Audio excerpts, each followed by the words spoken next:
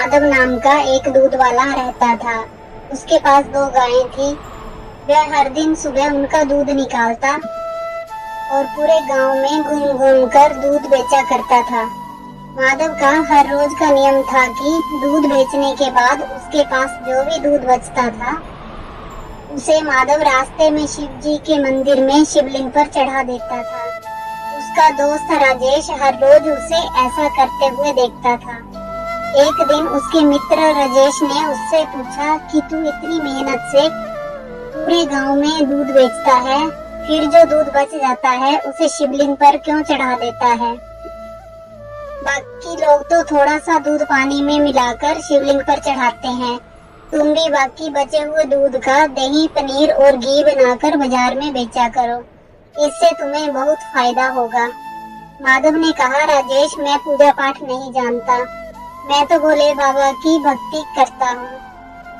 मैं अनाथ हूँ और इन्हें अपना पिता मानता हूँ, इसलिए इन्हें दूध चढ़ाकर इनकी सेवा करता हूँ।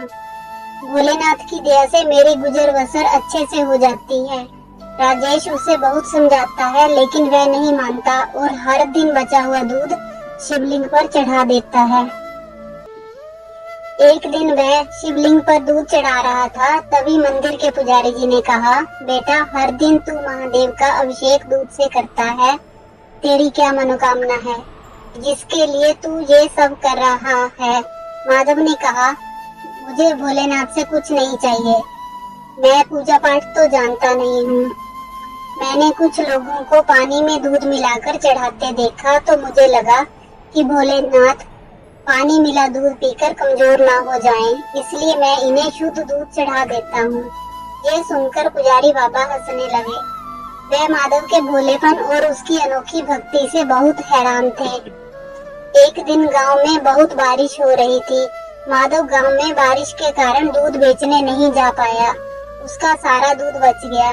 वह सारा दूध लेकर मंदिर पहुंच गया। वहां पुजारी बाबा ने उसे रोका और कहा, बेटा, इतना दूध चढ़ाएगा तो सारा दूध पानी की तरह बह जाएगा। तब माधव ने कहा, बाबा, ये तो मेरा रोज का नियम है, मैं इसे कैसे छोड़ सकता हूँ? मैं दूध घर वापस नहीं ले जा सकता हूँ। तब पुजारी बाबा ने कहा, तुम सारे दूध की खीर बनाकर भोले बाबा को भोग लगाओ और खीर सारे गांव में बांट दो, इससे तुझे बहुत पुण्य मिलेगा। माधव को पुजारी जी की बात अच्छी लगी। वह गांव से खीर बनाने का सामान ले आया। मंदिर में सारे दूध की खीर बनाई। उसने भोलेनाथ का अभिषेक खीर से किया और सारे गांव में खीर बांट दी। उसके बाद से माधव ने एक नियम बनाया। वह हर रोज बचा हुआ दूध शिवलिंग पर चढ़ा देता था और महीने में एक बार दूध नहीं बेचता था। वह उस दिन सारे दूध की खीर बनाकर भगवान को उसका भोग लगाकर गांव में बांट देता था। इधर कैलाश पर्वत पर भगवान भोलेनाथ ने ये सारी बात माँ पार्वती को बताई। तब पार्वती जी ने कहा, आपका भक्त कभी आपकी पूजा नहीं करता और ना ही कभी आपका नाम लेता है। केवल दूध और खीर से अभिषेक करने से ही आप उससे कैसे प्रसन्न हो गए? भगवान भोलेनाथ ने कहा कि पार्वती, उसकी निश्चल भक्ति ने मेरा मन जीत लिया है। इस संसार में हर कोई मेरी भक्ति और पूजा किसी कामना से करता है, लेकिन मेरा ये भक्त मुझे अपना पिता मानकर मेरी पूजा करता है और ये मेरी चिंता करता है कि कहीं पानी मिले दूध से मैं कमजोर ना हो जाऊं, इसलिए ये मेरा अभिषेक शुद्ध दूध से करता है। पार्वती ने कहा, महाराज, तब हमें इसकी परीक्षा लेनी चाहिए। भक्त की परीक्षा लेने के लिए भगवान शिव और माँ पार्वती ने सेठ सेठानी का रूप लिया और माधव के घर पहुँच गए। भगवान शिव ने माधव से कहा, दूध वाले, हम तुमसे हर दिन सारा दूध दुगने दाम पर खरीद लेंगे और दूध बेचने के लिए तुम्हें पूरे गांव में भागना भी नहीं पड़ेगा। हमारे नौकर यहीं से दूध ले जाएंगे और यही तुम्हें उसका मूल्य दे देंगे। ये सुनकर माधव ने कहा, ठीक है सेठ जी, लेकिन मैं तुम्हें सारा दूध नहीं दे सकता। मेरी गायें जितना दूध देंगी उसमें से थोड़ा दूध मैं भोलेनाथ के अभिषेक के लिए रखूंगा, बाकी आप चाहे तो खरीद सकते हैं।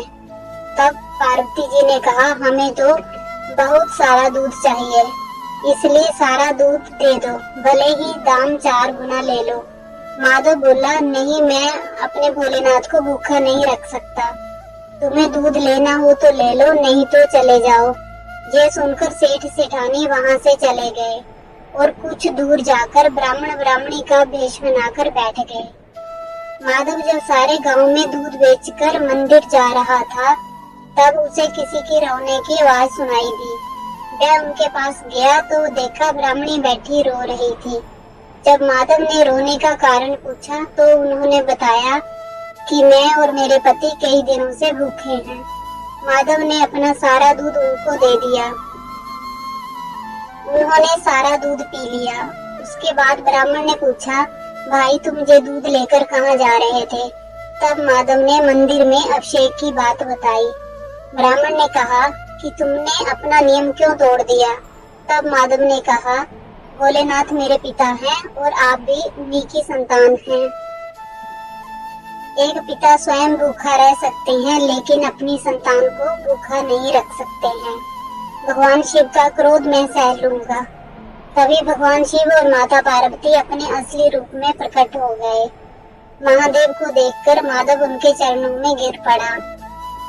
महादेव ने कहा कि मैं तुम्हारी सच्ची भक्ति से बहुत प्रसन्न हूँ, मुझसे कोई वरदान मांगो। माधव बोला, प्रभु मुझे कुछ नहीं चाहिए, मैं तो केवल आपके चरणों में रहना चाहता हूँ, बस अपनी भक्ति मुझे दे दीजिए।